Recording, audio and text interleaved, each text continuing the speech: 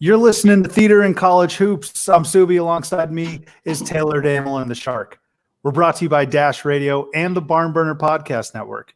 Go subscribe on whichever device you use. I actually heard Charles Abuo, former small forward for BYU, subscribe, so you should as well. You know, Jimmer Fredette gets all the highlights, and for obvious reasons, I totally understand that. Even Brandon Davies got a little shine because he fucked. But at the end of the day, Charles Abuo gets lost in the shuffle, and he shouldn't, because he started all 35 games as a senior. He set the BYU records for most career wins and consecutive games played. And here's the cherry on top. Never missed a game in his whole college career. I don't think I've ever added as much detail to one of these little stupid guess who subscribes. But when I looked him up, I was shocked at the amount of contributions he's had for that school, and he just gets overlooked. So Charles Abuo, hug for you. Check out the website at thebarnburner.com. That's the-barnburner.com. And make sure to follow us on Twitter at CBB Theater. You should also follow me at Subi232 to find out where the Theat is. And make sure to follow Taylor at Taylor Damel and the Shark at the_Shark_BB. Let's open the curtains. All right, we got MMA back. Maddie, welcome back, man. You are now officially in the pantheon of return guests. I think it's you and the Rhode Island boys. Welcome back. How you doing? Oh, yeah, thank you. It's an honor. Doing as well as I can, I guess. But here in month 2 without sports. But, yeah, excited to talk some top 50 programs of all time.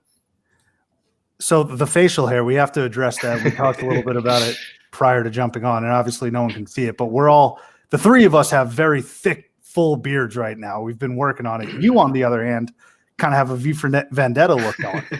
Yeah, so unfortunately, when I try to grow an actual beard, nothing really happens. A lot of patches.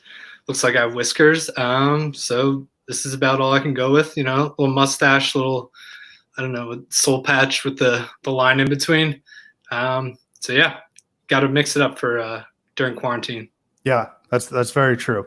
All right. Well, without further ado, you guys know the drill from the last episode. What we're going to be doing is continuing our countdown, and we're going to pick up where we left off, and that's at 45. Out of the A10, it's the St. Joseph's Hawks. Here's their resume. 0 national titles, 1 Final Four, 23 conference titles, 3 Elite Eights, 7 Sweet 16s, and 21 NCAA tournaments. Before we let the Shark and Taylor jump in here, I'm going to just do a quick recap of what my thoughts on St. Joe's. Looking at the numbers, it's the NCAA tournaments that have really pushed them along here. A lot of them there. They play in a basketball crazy city like Philadelphia. They had one of the greatest regular season basketball teams ever with that Jameer Nelson, Delonte West team. And I think a lot of people tend to forget about Phil Martelli and what a college basketball titan he really is now on the Michigan staff. But I'll bring in the Shark first. St. Joe's here at 45. Give us your thoughts here on the Red Hawks.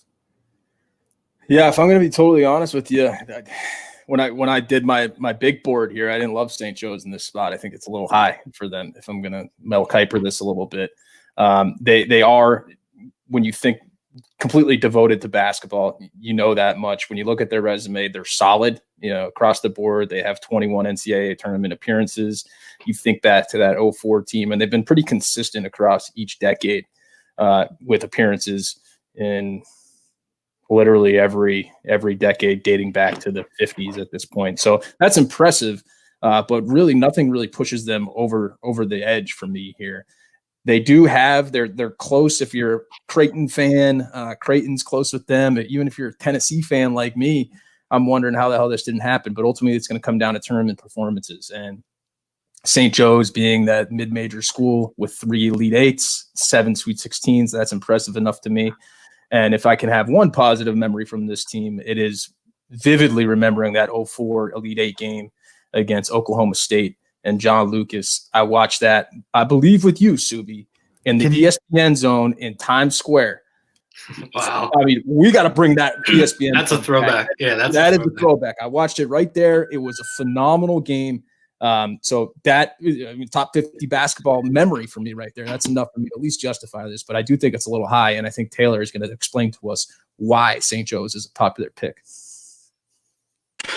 So it's a little bit like another team we'll discuss and another Ivy League team we've previously discussed. They are part of the Big Five there in Philadelphia, so that has some kind of cachet to it. But they have had a number of NBA players even since that 2014, like DeAndre Bembry, Langston Galloway. And although we don't necessarily take NBA talent into account for our list here, they have had a number of talented players that have come through there in every decade. But really, if you're looking for why they got pushed above another team, it is literally probably just that 2004 season, and not that a program is built on one season alone, but just to continually have that success over and over. And now that was 15, 16 years ago, don't get me wrong. And actually, if you were to ask me before we looked all this up, what happened, like how far did that team go, I would have told you it was the Final Four, but it was not. It was the Elite Eight that year, even though they had one of the all-time great regular seasons. The number of tournament appearances is well above average as well.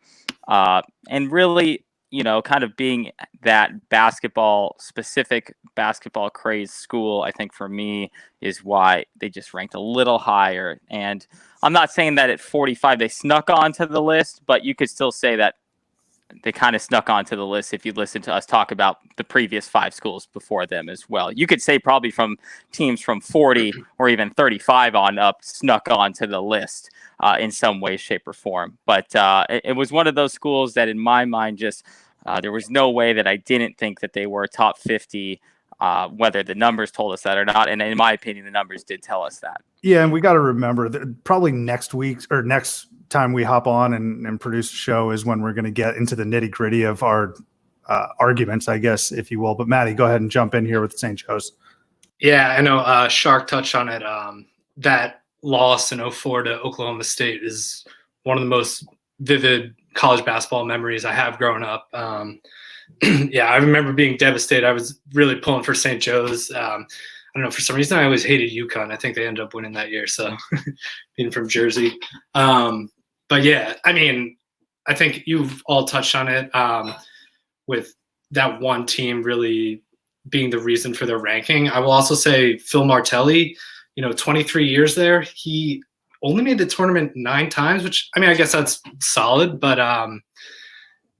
that's just another, talk about really building a program, being there for 23 years, being pretty consistent. And, you did see a little drop off this year with the coaching change.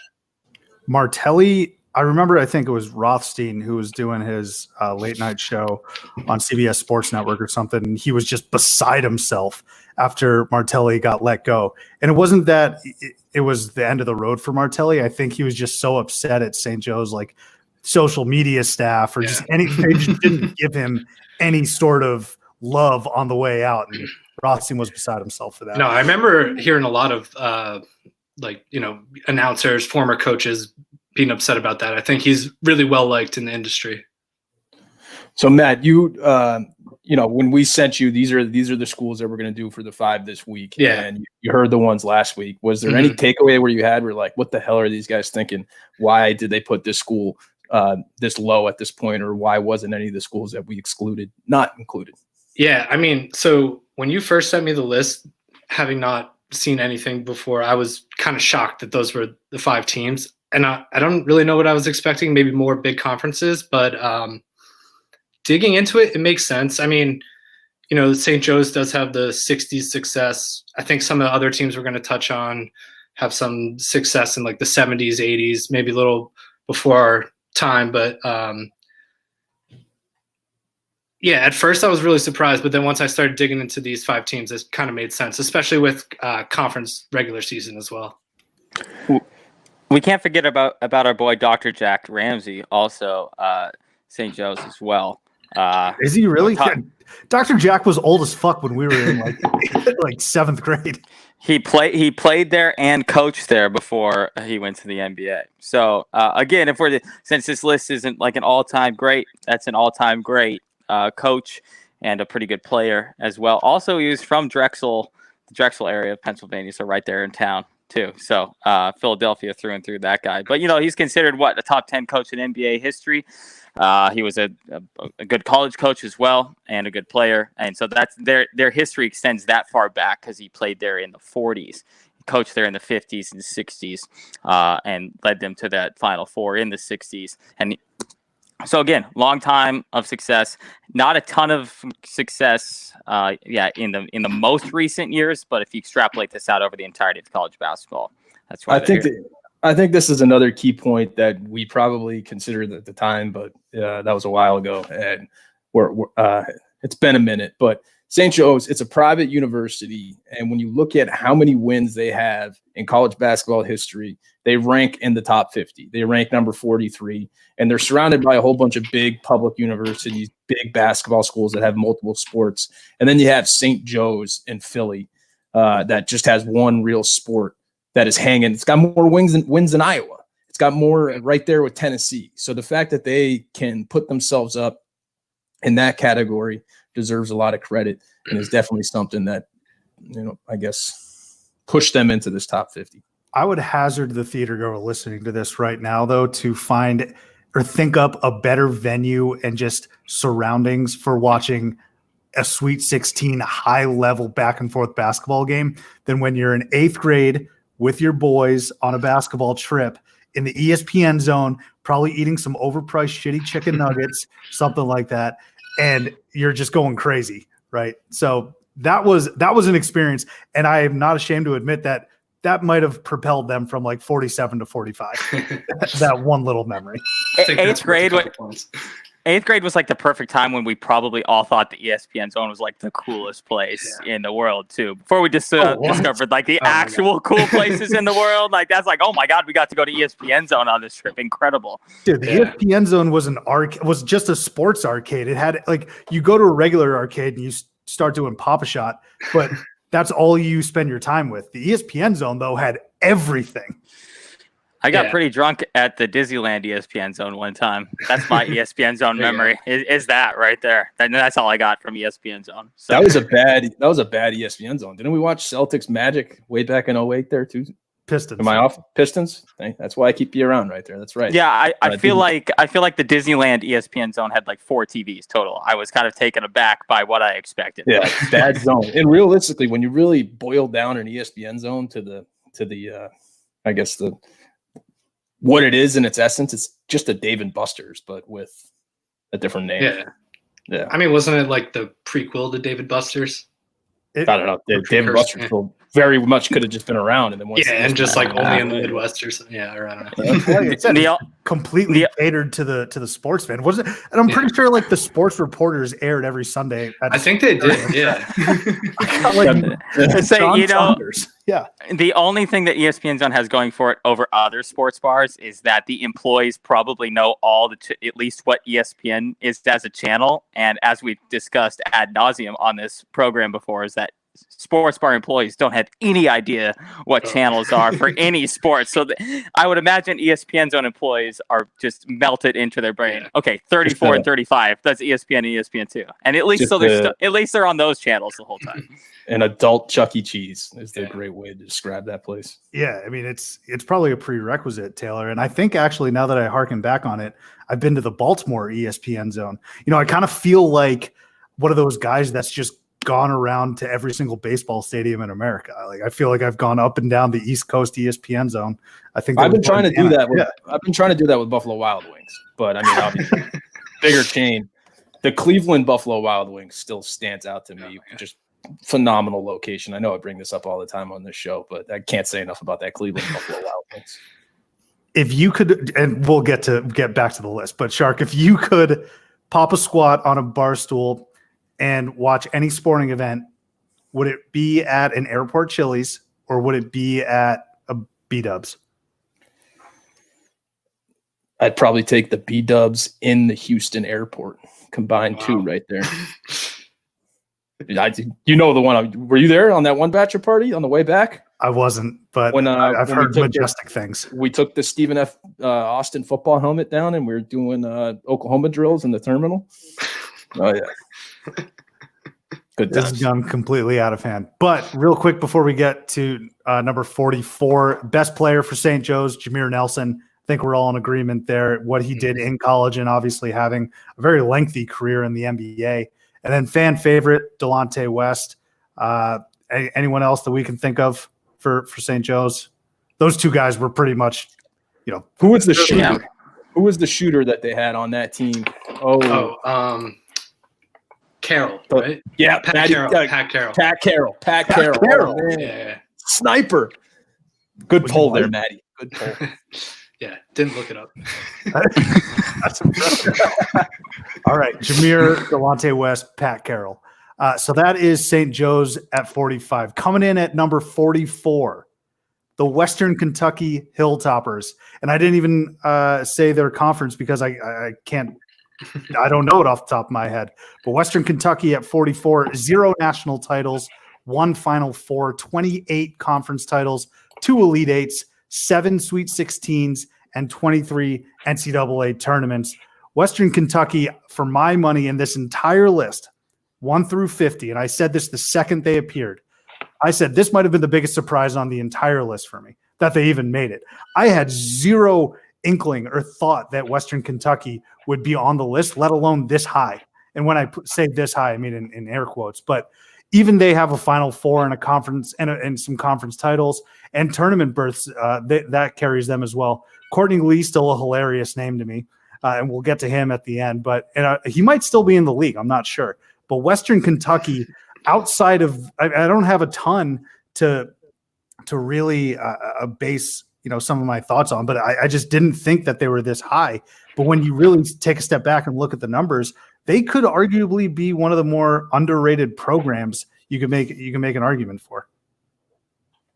It looks like Taylor just dropped out of this right here so soon. We might have to edit him in.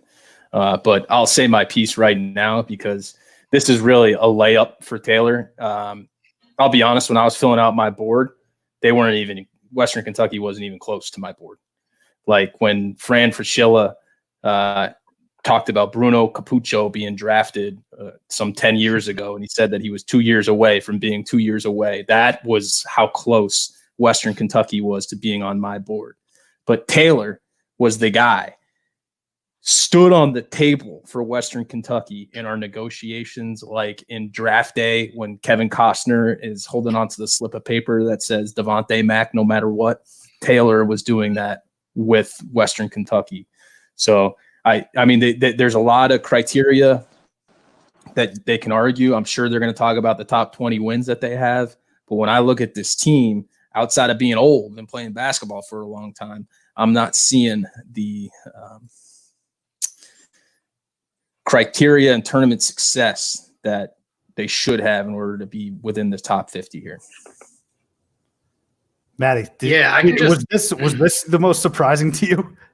This, of the 5, this was definitely the most surprising. And when you sent it to me, I assumed, okay, they've probably made the tournament the last 5 years or something like that and lost in the first round. And I just forgot about them. So I was also surprised that they hadn't made it since 2013. But then looking back, they made the Sweet 16 a lot in the 70s and 80s. And they have, I forget the number you said exactly, but in the high 20s conference tournament, regular season titles. So it made sense a little bit, but yeah, definitely the most shocking name so far for me. Didn't Western Kentucky have a crazy upset win in the tournament, or was that a conference tournament? I know they made the Sweet 16, the Courtney Lee year in 08. 07, 08. Yeah, right. I know the game that you were thinking of, Sub. I'm trying to remember who they beat, and I'm working on pulling it here. Because I think that was the very first exposure that I had ever gotten to Western Kentucky. And I feel like I haven't gotten it since. Yeah, you know what it was? They beat Drake. Keno Davis's Drake was a 5 seed. Western Kentucky was a 12. There was a crazy buzzer beater at the end. Western Kentucky advances, and in the second round, they get to play the juggernaut San Diego, a 13 seed. So that's why they went on to the Sweet 16 and they lost to UCLA. But that's what it was. I vividly remember that game when they hit that 3 from some 35 feet right on that little hash line there. Yeah. So that's why I was so surprised, though. It was, the fact that this is the only memory I have of Western Kentucky. And it wasn't, I mean, it was kind of memorable, but not crazy memorable. And then I feel like I haven't heard from him since, like you had mentioned, Matt. Yeah. So No, I was. I'm just saying to myself, like, Yeah, where yeah. the hell did they get this? Also- So resume. Yeah, I mean, the reason they're up there is if you look at in terms of wins in NCAA history, Western Kentucky's friggin' number 15. So they have a ton of wins. They have more than Texas. They're in the top 20, 15 overall. So that's the reason why Taylor was standing on the table. He's going to be pissed off that he's not here for this part of the conversation. But hey, that's what you get. Get a better internet connection. Yeah. But And then- that was his key point, and that's why I didn't even think of even considering him in the top 50.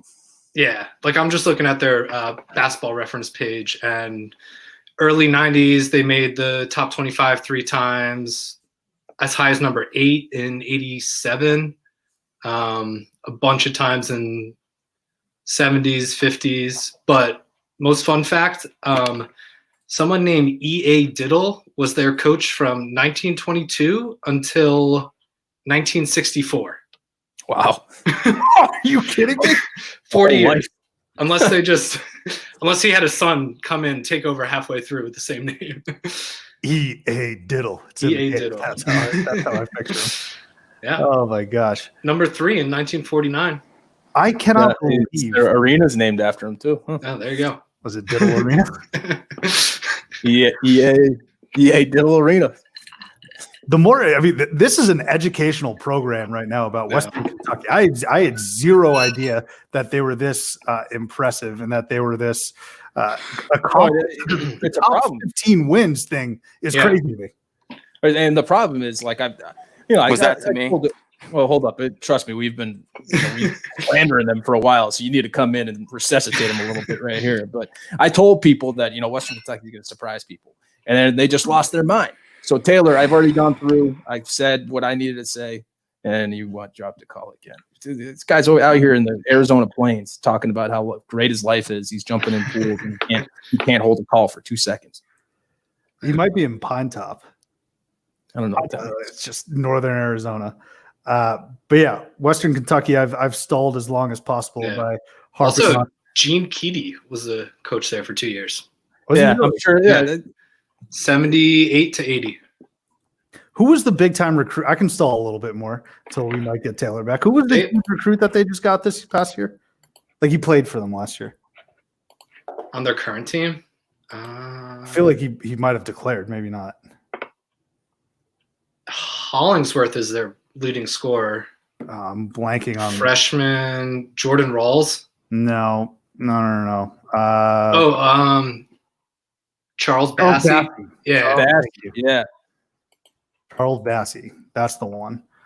From Nigeria.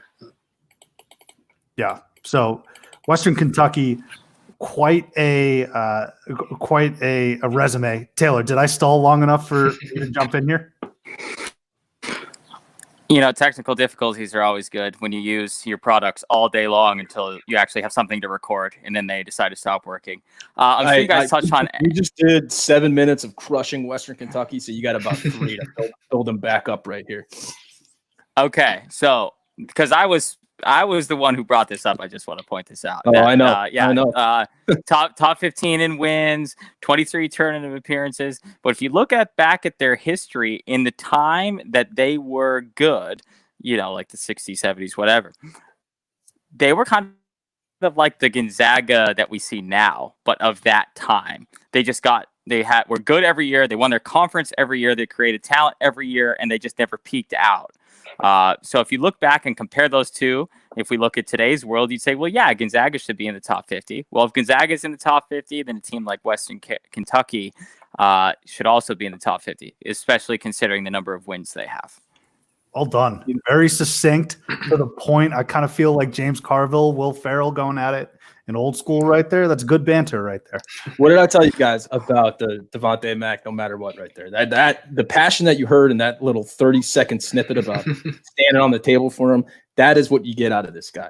And it was actually kind of moving me a little bit. I was listening. I perched up. It was a good point. I don't know if it's true or not, but I look at the wins and it seems to align. So hey, Western Kentucky, let's live with it.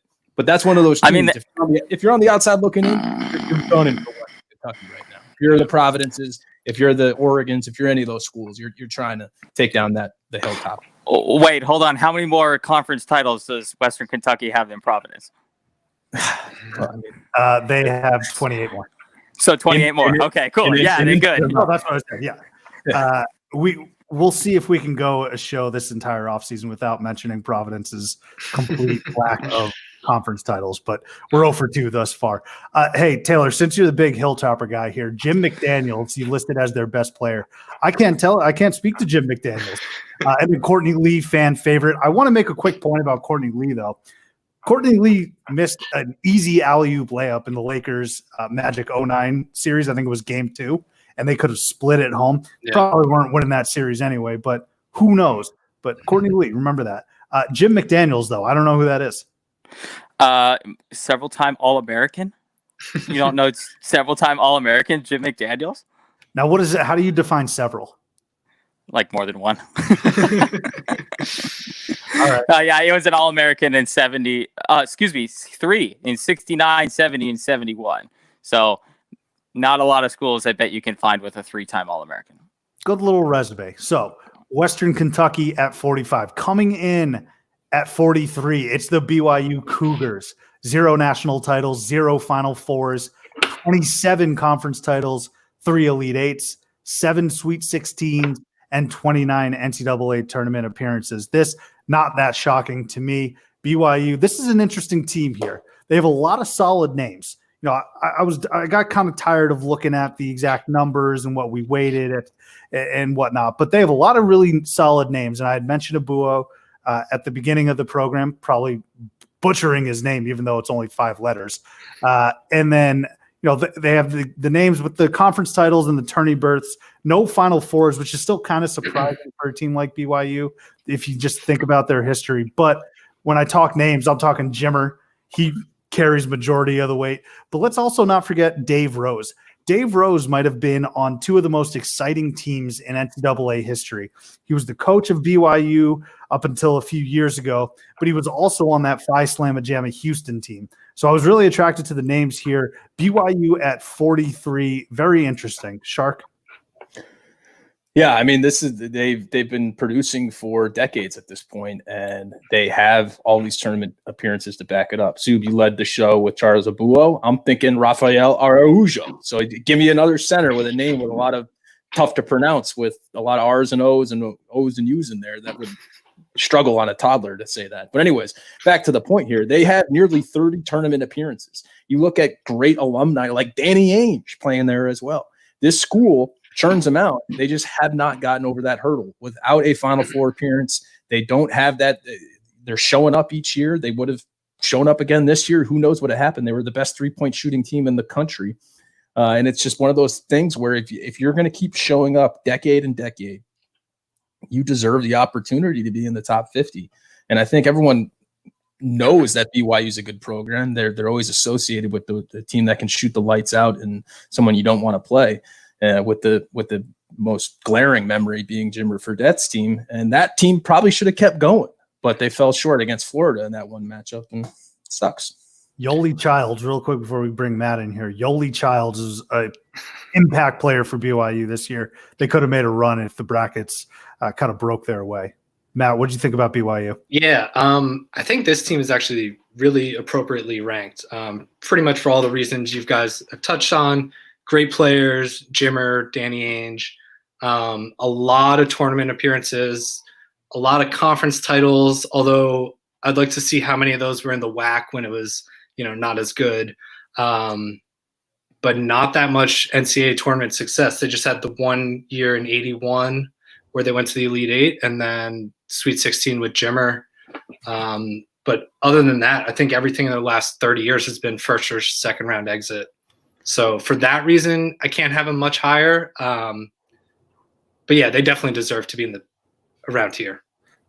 Real quick, were they WAC and now they're West Coast Conference? They were WAC and then Mountain West and then Right. and now West Coast. Yeah. Gotcha. Taylor, thoughts on BYU? Thoughtless. I think we lost it. Oh, No, but I think that Jimmer year, 2011, that was the last year in the Mountain West. That's right. Okay. Yeah. Yeah. I mean, it just seemed like them and SDSU were always going at it. Yeah. I mean, Mountain West and West Coast are definitely solid conferences. But I mean, like 90s WAC, I mean, Hawaii, I'm trying to even think, because that was before the Mountain West was formed, right? It might have So been. it's like Hawaii, Yeah, it New would've been. Mexico. Some of those are good schools, but I think you also have like San Jose State and, some of those weaker California schools. I'd probably give the nod to the West Coast, or excuse me, the WAC and the Mountain West over the West Coast Conference. Maybe because Gonzaga just dominates it every single year. But outside of St. Mary's, it's like, who does Gonzaga play in the West Coast Conference?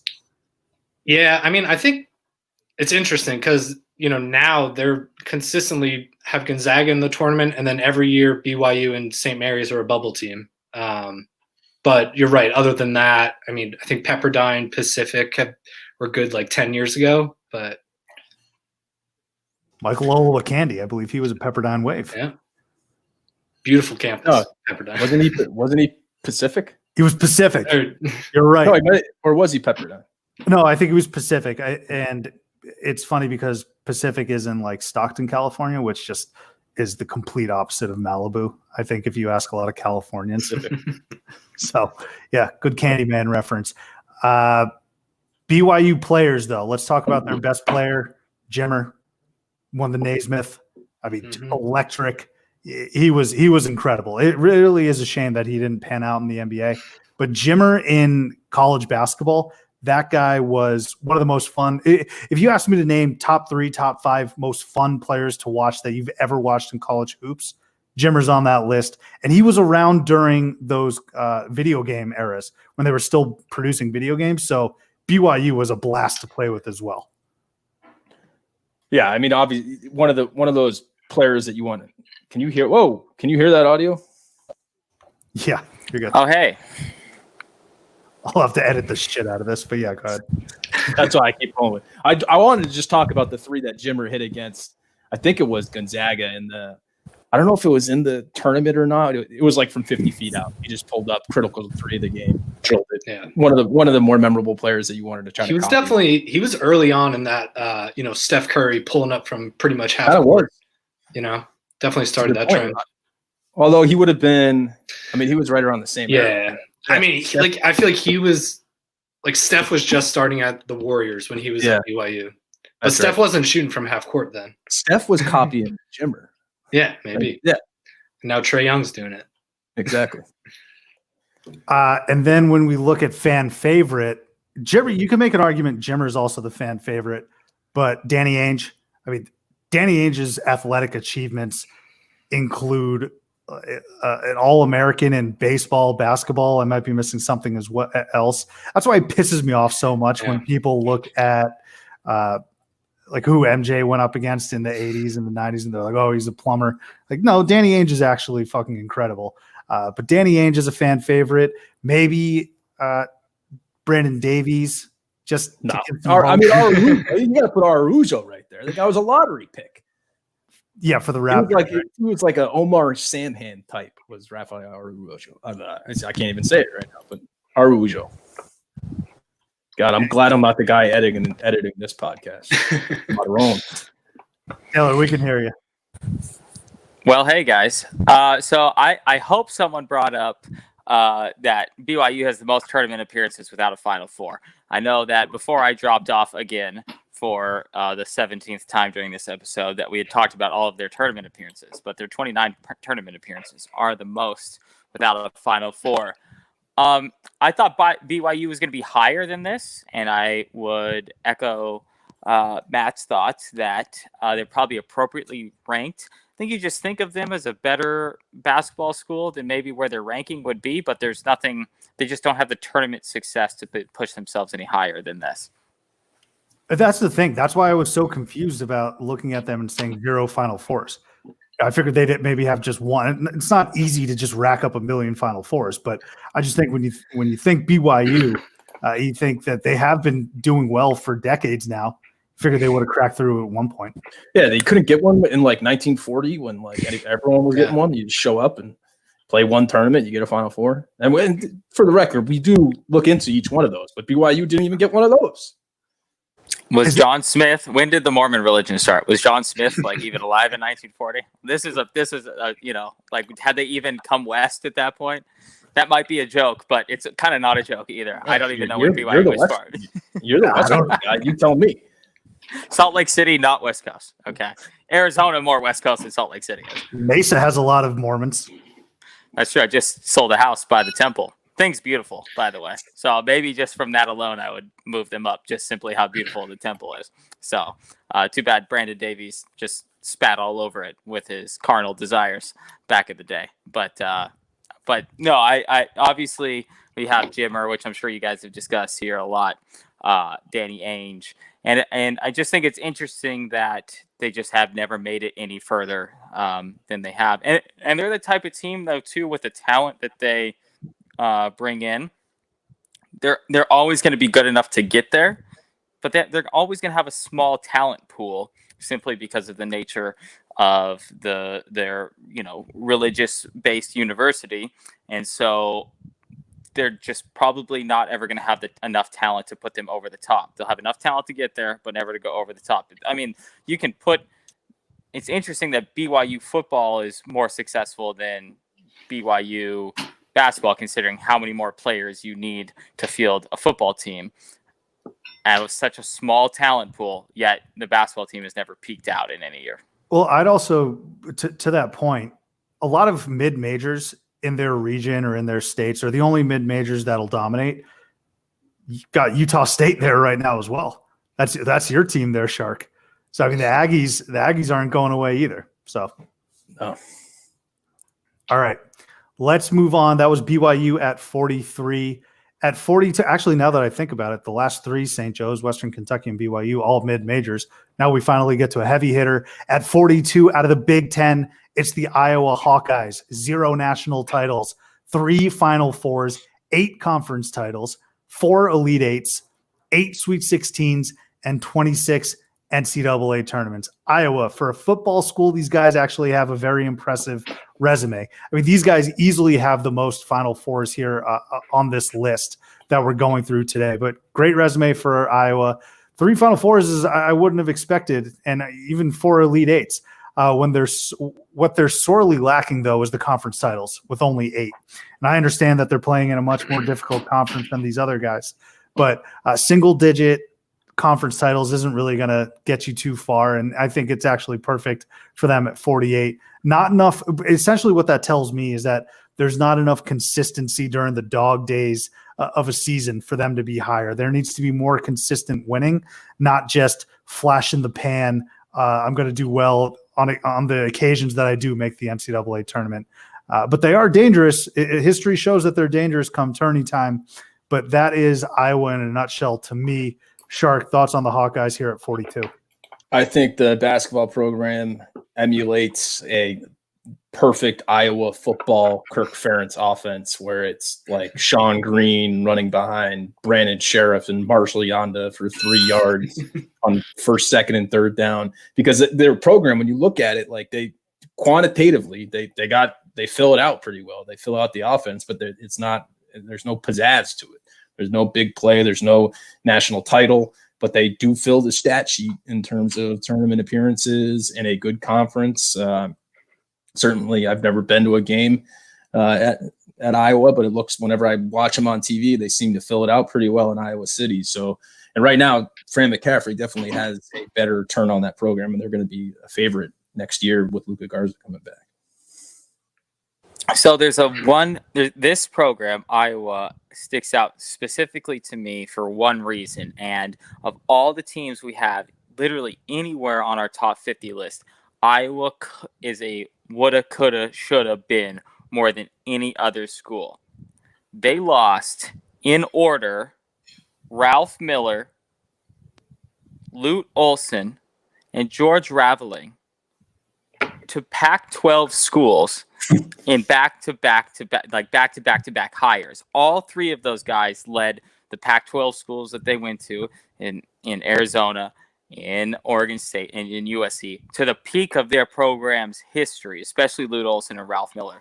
Ralph Miller was a savant, an offensive savant. He led those Oregon State teams to the highest scoring teams in the NCAA, similar with Lute Olson, who went to a Final Four at Iowa as well.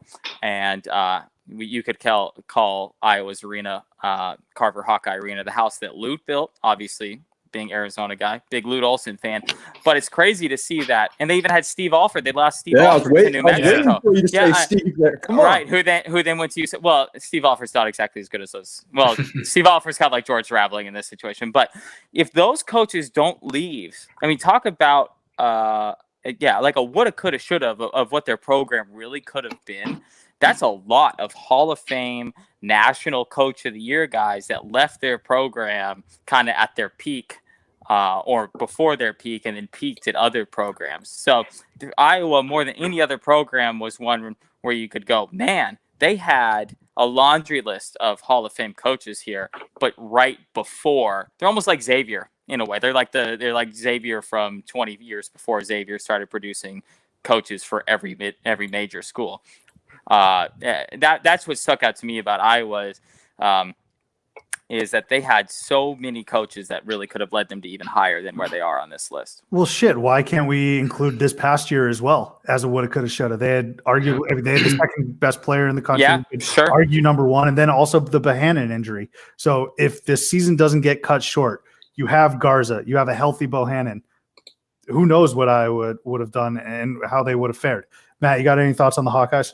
Yeah, and also just real quick with the woulda, coulda, shoulda, they've had a couple teams in the last 5 years that maybe didn't do as well in the tournament as people were thinking, like the Peter Jock teams and Jared Utoff. I know a lot of people had them as like, Sweet 16, Elite 8 as a 5 seed or whatever, and they went down early.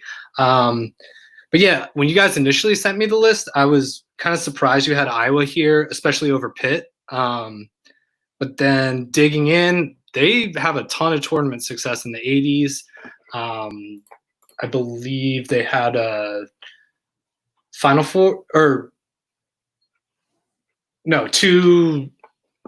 three Sweet 16s and an Elite 8 in the 80s.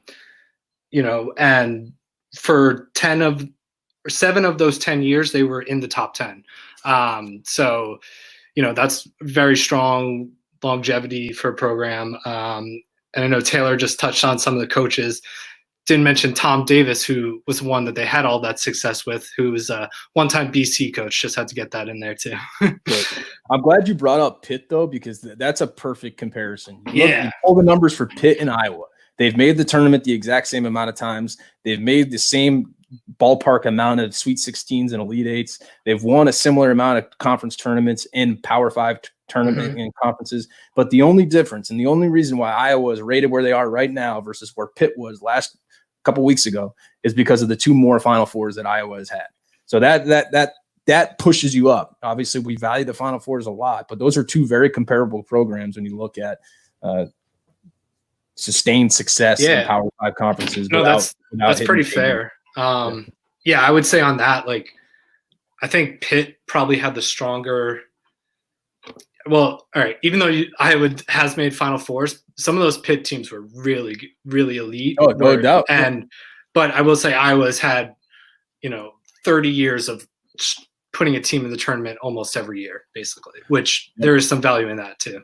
Yeah, and I mean, if you ask more than a casual fan, but not like a Rothstein or anything, if you put them in a chair and you say, you have 3 seconds to tell me who's a better program, Iowa or Pitt, I think we'd both accept the answers, but I think a lot of people would say Pitt right off the bat. And I think they wouldn't hesitate whatsoever. So I like that. I'm going to jump in real quick. I like that little wrinkle you just came up with, the Rothstein chair, where you put someone down there in 3 seconds and say, make a decision, gut reaction right off it. If we get pushed or if we get presented on this in the future, I say we resort to that. Yeah. We need to workshop the name for that though. Okay? Yeah, I don't like the name either. Need an adverb. So to kind of put them where they're at in their ranking as well, there are only 5 teams in the Big Ten that Iowa does not have a winning record against. I'm not going to count Maryland in this, considering they've only had 9 matchups. But those 5 teams have yet to appear on our list. So that's kind of a perfect point of where they should be, ahead of some of the other Big Ten teams that we've talked about and considered, but they're behind the five that haven't come up yet. So it's almost an ideal ranking. Having not even realized that when we were doing the rankings, it's almost ideal where they fit in here. I also want to give a quick shout out to friend of the program, Brendan O'Rourke, and this is how we atone for the Providence slander. You cannot mention Iowa basketball without mentioning their upset, or them being on the bad end of an upset against Northwestern State in 2006. Little nugget for Matt and Taylor here. When we were growing up, obviously you fill out brackets with your friends. Brendan O'Rourke was the only one that chose this 14-3, Northwestern State over Iowa. And I believe there was some fadeaway in the corner by some dude with a huge afro, and he sunk it, and Iowa lost. So that's me atoning for our discussion about Providence, but cannot go without mentioning. And then if we talk players for Iowa, Ronnie Lester, best player. I think Luka Garza is now in that list, right? Yeah, I think you got to put Garza up Yeah. there. I think we this might have year. to amend this. Oh, yeah. Garza. I think that's completely applicable. Although Ronnie Lester, I don't know. But Ronnie Lester Right. it was pretty good. But yeah, go ahead. And by the way, with Garza, assuming he's coming back next year, they're a favorite to win the national title in 2021. So I agree. They could skyrocket up this thing. That's very true. I mean, movers and shakers, Iowa is definitely someone to keep an eye on. And then fan favorite, I like this actually. Taylor, I think you would mention this, maybe Shark. BJ Armstrong, current day agent. Obviously, he was on those Chicago Bulls teams as well. BJ Armstrong is a good pick there for Iowa. And another person that you're like, oh, I didn't know he went to this school. Very topical by us as well, considering The Last Dance came out. So, yeah. I can't believe you forgot Jermaine Wallace's name from Northwestern State, by the way. Yeah, sorry. No, BJ is a great one, and I'll give one more. Roy Devin Marble from a couple of years ago. Yeah, agreed. Nice. That was a concern. I believe that I was the one that chose the favorite player for this school, and that was definitely one that was that I considered. Yeah. Actually, there were really kind of a lot, because if you look at Iowa, none of them peaked really as high as Luka Garza has or did, or however you want to phrase that. But they had a number of guys who were just right there on the cusp. A lot of likable guys that I found went to Iowa. For sure. I mean, the least likable person on that team, and it's not me saying this because I actually don't mind him. I think he's funny, but Fran McCaffrey. Like you got all these likable guys on the court, Oh, man. and one of the biggest assholes coaching them. But Devin Marble and also Peter Jock, Matt, two incredible refs in like 5 to 7 minutes. I think it's because I was pretty big on those Iowa teams, and they might have burned me in a couple brackets. Actually, that's a great point. I feel like Iowa, similar to Iowa State, have burned me in brackets many times before. I don't want to bring up being burned by Iowa State too close to the don't Shark, bring but but it's got to be something about the corn, I guess. Yeah. All right, let's round it out today then at 41. We're getting academic on you. It's UPenn Quakers.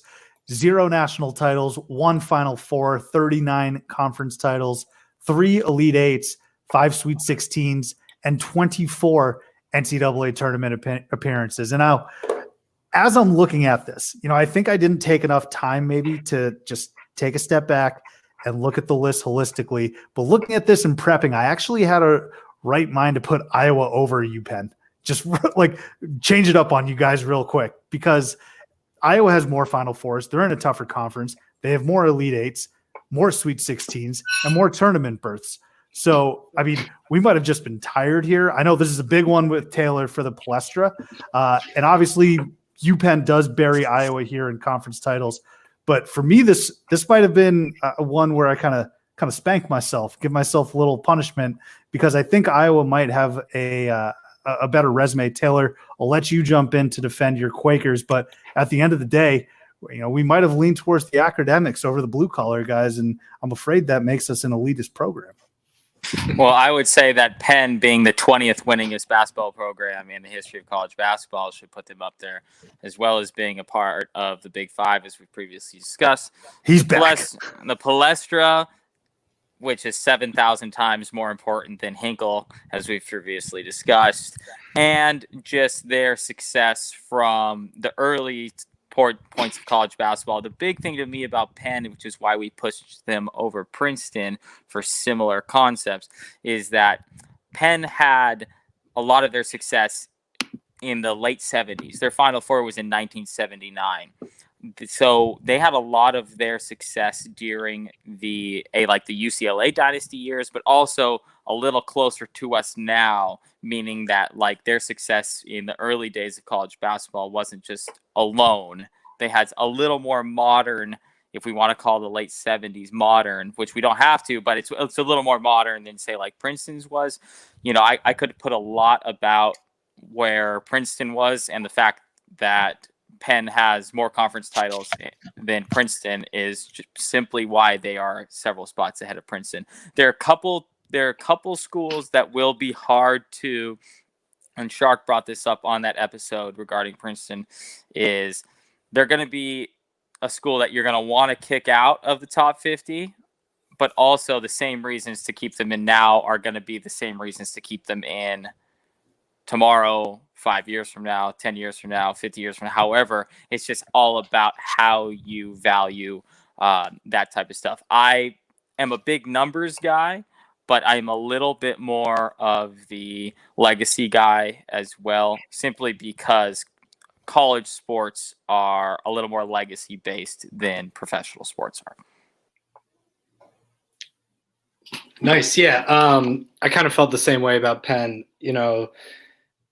They're sure they've never had they haven't had in recent years the top 25 teams, but when you're consistently winning the Ivy League every year, I do think that they have such an iconic venue is a plus, especially in this case. But I know that's not or it's up for debate with you guys. But No, it's not up for debate because Taylor wouldn't shut the fuck up about the Palestra when we were deliberating. So it's not that I love the Palestra, like I've been there before or anything like that. It just holds a little bit of a higher esteem than a lot of other arenas in college basketball, especially Hinkle, because Hinkle didn't have an important game played at it until like 3 years ago. Fictionally, it had the greatest. That's true. No, but speaking of the Palestra, how they play all or most of the Big Five games there, I don't have the exact record, but I just know anecdotally, Penn is always competitive against the other Big Five teams. Even getting out of their Ivy conference, they've shown that they could play with some other solid schools too. I think, you have Fran Dunphy, legendary coach.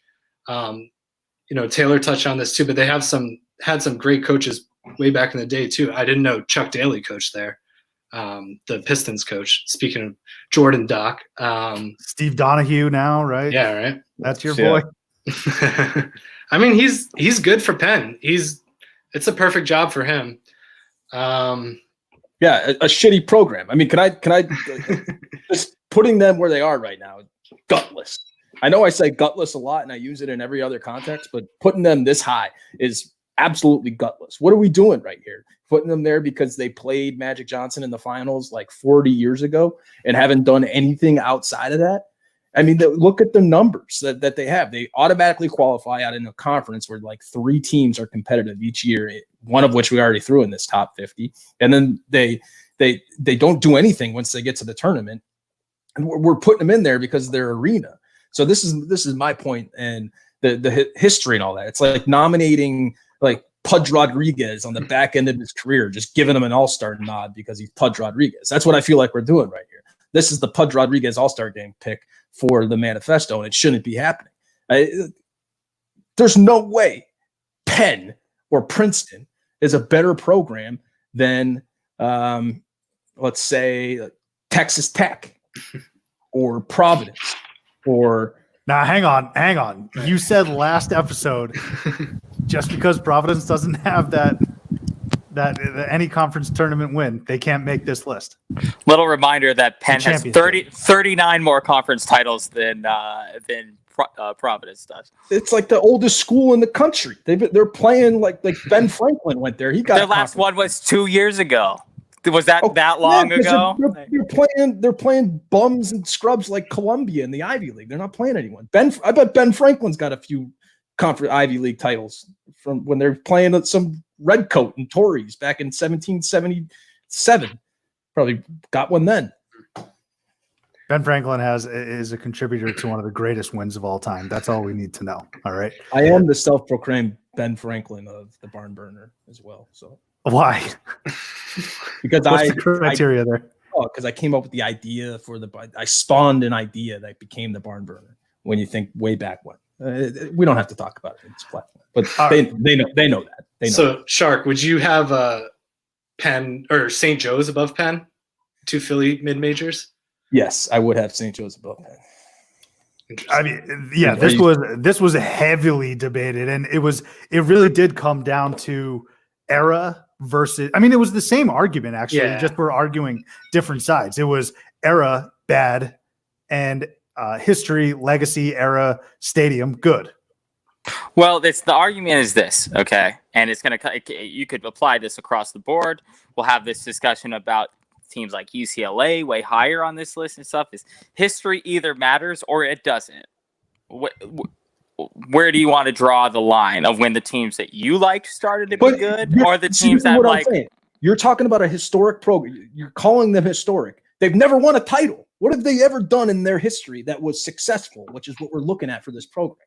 So you can say that there's nostalgia with it. Oh yeah, Penn, that's a real nice offense they run there. That's great fundamentals. But what have they ever done to lead to actual success that we can measure and talk about? Because I'm not seeing it. They have a more recent Final Four than St. Joe's, who you would have put ahead of them. Okay, but St. Joe's had done more in a better competition and more in the tournament. And the tournament appearances are close enough for me where I valued St. Joe's more than that. I mean, how much better was the A10 for 50 years ago than the Ivy League was 50 years ago? Well, then it goes to the point of why most of St. Joe's tournaments are success in the tournament is more recent. Well, when the hell has Penn made anything? Penn was in the tournament year before last. St. Joe's, I mean, they have more recent tournament appearances than St. Joe's does. Well, this is why they're here. This is why they're here, though, is because when you get to this part of the list, you could split hairs about like 20 schools. So if you look at things like the history, they're the 20th winningest team in college basketball history. Ben Franklin picked up most of those wins.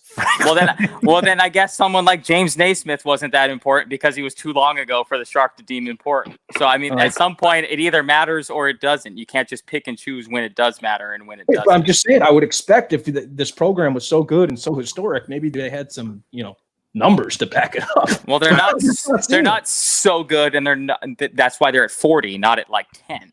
This is the point of the list where you have these type of people or these type of schools. They're on our list. They're in the same conversation as Texas Tech, New Mexico State, DePaul. We're calling them like the icon and the pinnacle of college basketball. And why? I'm okay with having them in those conversations. By the way, okay, I'm fine with that. So name, and this is really. It's going to sound, I guess, like surface level, but. Name those other 3 schools' arenas. I don't give 2 shits about their arena. But that is the Wintrust Arena DePaul. Hey, okay, nice. That's just because you went there earlier this year. At the United Center. Yeah, you're putting Penn at 41 because you can name their arena. Well, like Matt said, that's where they played a lot of the Big 5 matchups and still do, and that's an important subsegment of college basketball. I'll say two things for Penn supporting them. One, say more. I can go on, but in the Dunphy era, they made the tournament 10 out of 15 years. I mean, I know it's the Ivy League, but that's still impressive as hell. And just to do it over that amount of time, I think you deserve some credit for that. Also, and actually, Shark, this might actually go to your point. 14-time Big 5 champion. St. Joe's 20 times. Most recently won last year, though. I didn't know that. Penn. I think, Matt, to your first point, though, and especially because the Ivy doesn't have a conference tournament, right? It's just like what is the best until like right? last year. Now they just started with a 10 out of 15. 10 out of 15. It just goes to show that they dominated the. And I mean that's like that's so many different generations of players, if you will, or 4-year cycles of players. Whatever. I like. But this is a great taste into what we're about to get into next episode, because this is the true nitty gritty. There's a lot of disagreements here, and this is where we spent majority of our time really just hashing it out. So UPenn at 41, best player Ron Hagler, and a fan favorite Tony Price. If we recap again, at 45, it was St. Joe's. At 44, Western Kentucky. At 43, BYU. 42, Iowa. And at 41, the UPenn Quakers. Let us take a quick break, get a message from our guy Zach at the Barn Burner Podcast Network, and we'll be back to round it out. All right, let's finish this up now with Where Am I? And Hugs. I actually have a Where Am I for you guys. So Jake, before you do that, just Yeah. coming out of that break, while we were on the break there, I went and polled who founded Penn. It was Ben Franklin. So can I get a little credit for tying that up right there on the fly? I mean, that's- 1749, Ben Franklin founds the university. You know, we what did Ben that though, Franklin- didn't we?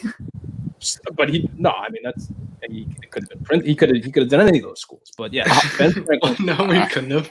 You want to you want to know how many he'd be rolling over in his grave right now if he were to find out that his beloved university has only made the NCAA tournament 24 times in its career, one less than New Mexico State. I mean, Hey, come on.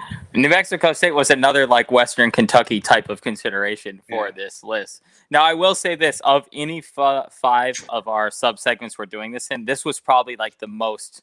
And I think Matt said this. Was kind of like the most random of the five you would look at and be like, Yeah. really, why were these five schools in here? But when you look at it and you're like, oh wow, these schools did have a lot more wins, specifically more than probably any other thing to debate than we would have imagined. To think that Western Kentucky and Penn are 25 spots ahead of Iowa in terms of overall wins. Is that right, Shark? Something like that? Because Iowa's at 40. I think you said it earlier, like 44 or something like that.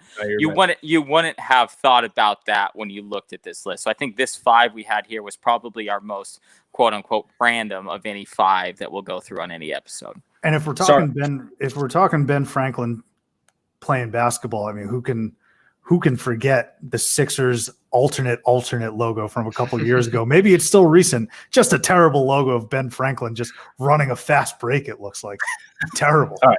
I'm sorry about doing that. Let's do a second. What are we apologizing for? You want to do a segment? We'll do a segment. Where am I? Jake Voskuhl. You guys remember Jake Voskuhl from UConn? How could I forget? Had hair like a 90s like pop punk type band leader right there. Mark McGrath type hair. Jake Voskuhl, big man from UConn, who did win a national title in '99. He's originally from Tulsa, and he moved to Texas. So I don't know how the fuck he went to UConn. Although it is, I mean, Storrs is essentially farmland too, so maybe there's some similarities. But that said, he is now the CEO of a company headquartered in Houston called 4-3 Energy. Now, this is a market leader in oil brokerage, and they provide client-centered brokerage, ensuring optimal returns are realized on each transaction. I'll tell you what, if you want to get into the oil business, Houston, Texas, not a terrible place to do it. So Jake Voskuhl, CEO. What is terrible time to do. Yeah, who determines that they're a market leader though? Voskuhl. Like, am I a market leader in real estate here in Phoenix because I'm in the top 45% of agents in town, or what? It is all about key wording. When you send in an essay, you want to make sure you're using every single buzzword. Have you ever, actually, you probably haven't because you work for yourself, but in corporate America, you got to fill out these goals and you got to do like a little self-reflection on recap. And when they give you what they want to see from you, you got to make sure you get those into your little recap. Shark knows what I'm talking about. Not really. I'm just in awe of Taylor on that humble brag about how good of an agent he is out there. Props to you, man. Where can I? It literally means nothing. I mean, what does that even mean? That's what I'm saying. Is what does it even mean? What was the next thing you said? That client driven. That's another great buzzword right there. Client-centered. Client centered. Like, who the fuck else are you gonna be centered on? That's your whole job. Can I bring it back to Voskuhl for 1 second? Because I'm all over this LinkedIn page like a starving man on a Christmas ham right now. And when he talks about when he went to UConn, I got a lot of friends, got a lot of people that went to UConn. I know UConn. UConn's a friend of mine. And when people put UConn within their activities and societies and what they did while they were there, what clubs they're involved in, what they like to do. Voshkals is simple. Activities and societies, men's basketball 1999 NCAA champion. Finn. That's how you post a LinkedIn educational history right there. Voskuhl is very short and to the point after reading what he has on his LinkedIn and also his website. So the man knows how to he's real punchy with the words. So yes, Jake Voskuhl, now a CEO for an energy company.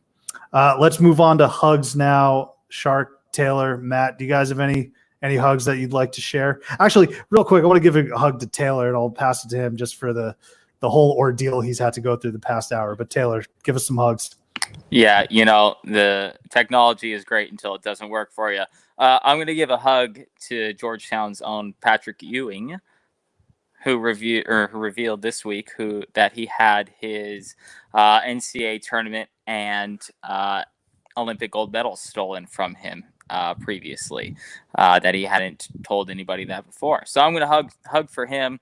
He was able to get his gold medals replaced by our boy, Phoenix's boy, Jerry Colangelo. But I don't think he was ever able to recover any kind of national championship ring. So hug for Patrick Ewing for that. Shark, you got a hug? My hug's Danny Manning.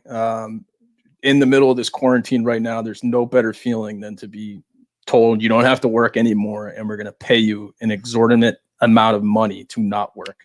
I'm over here grinding my balls off trying to keep the lights on, and Danny Manning's just getting axed and getting a buyout that'll let him live for years. So, and Wake's probably pretty excited about that too, because Forbes is a good coach coming from East Tennessee. But yeah, that's my hug. I know Wake's excited for it because we do have friends there, and I think the first text at like 6 or 7 a.m. that they sent to their group chat was he's gone. So yeah, I mean, and I'll give even more credit to Danny Manning because he got that extension after going to a play-in game. I mean, that's it. He didn't even win the play-in game, I don't think. He just went there.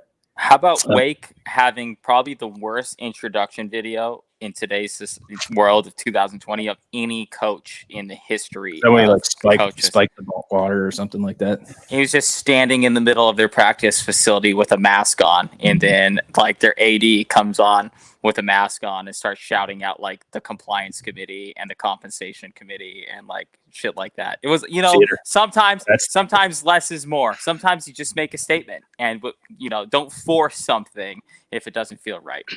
Maddie, you got any hugs before we round it out here? Yeah, I'll give a hug to Isaiah Thomas, who still doesn't know why he didn't make the dream team. No, I mean, I thought that was just one of the best scenes where he's like, I fit the criteria to be selected, but I was not. But yeah, maybe you should have shook Michael Jordan's hand the previous episode. Yeah, great meme. And I appreciate him for the meme. That show is so memeable. Oh, it's perfect. The Jordan with the glasses, like, I don't have a gambling problem.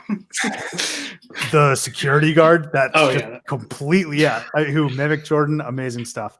I will end it with my hug for the Pitt basketball coaching staff, along with the football coach, Pat Narduzzi, and the professional teams in Pittsburgh, Jeff Capel and Lance White. The women's coach donated a combined $500K to the university's nationally renowned Center for Vaccine Research, which is working on a vaccine for the coronavirus. So hug to Pitt basketball for doing that. They are completely removed themselves from the shitty Kevin Stallings era, which was just miserable, morose, and depressing. So hug to Pitt basketball.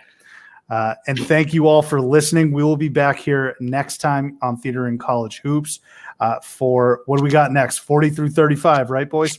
That's it. Yeah, yes, sir. Wonderful. And thank you, Matt, for joining, man. Always a pleasure. Appreciate you hopping back on. Yeah, thanks again. Definitely always a pleasure. All right. We'll see you next time here on Theater and College Hoops. Cool.